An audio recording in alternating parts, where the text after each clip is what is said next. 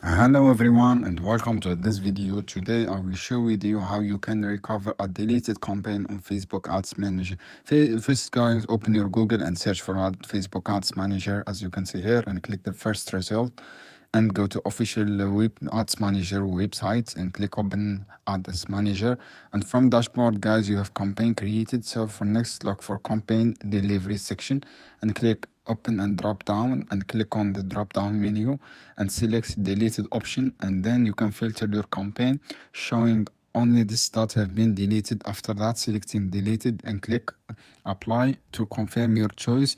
Now you will see the list of deleted campaign including any click CPA campaign, and have previously run a recovery the campaign, and enter your budget or bid amount to click apply. To reactive the will restore your deleted campaign, allowing to start running again or adjust needed.